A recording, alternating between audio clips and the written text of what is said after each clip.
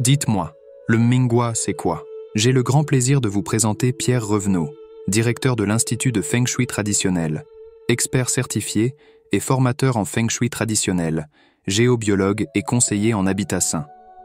Pierre Revenot est aussi le créateur du site fengshuitraditionnel.com. Avec fengshuitraditionnel.com, découvrez une nouvelle pratique énergétique. Adoptez cette pratique pour une nouvelle carrière, un complément de carrière dans le développement personnel ou tout simplement pour vous-même, pour harmoniser vos lieux de vie et de travail. Dites-moi, le Minggua, c'est quoi? Revenons sur le bagua du ciel postérieur. Des motifs qu'il vit sur le dos d'une tortue sortant du fleuve Luo, Yu le Grand, vers 2200, créa le carré Luo Shu, représentation des forces de l'univers en mouvement qui donnera le bagua du ciel postérieur. Passons maintenant aux 8 palais de l'école Bajai. Chacun des 8 secteurs périphériques du bagua correspond à un secteur géographique.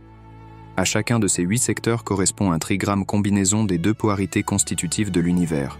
Le yin, représenté par une ligne coupée, et le yang, représenté par une ligne continue. Les 8 Minggua, trigrammes de vie. Chacun des trigrammes est un profil énergétique qui détermine comment nous interagissons avec notre environnement, avec les énergies de la Terre. En tant que tels, ils sont nommés Minggua ou trigrammes de vie. Le Minggua d'une personne se calcule à partir de ses dates et lieux de naissance, ainsi que de son sexe biologique de naissance. Les énergies des palais, le Feng Shui Bajai nous dit qu'en fonction du palais dans lequel nous nous trouvons et en fonction de notre Minggua, nous sommes sensibles à une des 8 qualités de l'énergie qui s'exprime où nous sommes. Les énergies des directions.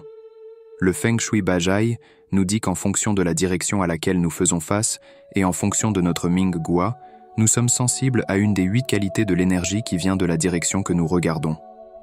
De quoi d'autre le Minggua est-il déterminant? Le Minggua détermine également le type d'interaction que l'on peut avoir d'autres personnes, des traits de caractère, des activités pour lesquelles nous avons plus de facilité, des organes ou des parties du corps plus sensibles que les autres qu'il est bon de surveiller. Et vous, connaissez-vous votre Minggua? Cela vous a-t-il aidé de le connaître? Partagez votre expérience dans les commentaires.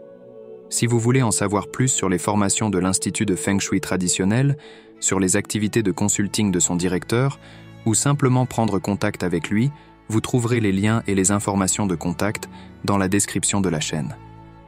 Si vous avez apprécié cette vidéo, n'hésitez pas à la partager, à mettre un pouce vers le haut et à vous abonner pour ne pas manquer les prochaines vidéos et podcasts de la chaîne. Il y aura une nouvelle vidéo, 2 nouveaux podcasts chaque semaine. À très bientôt sur la chaîne.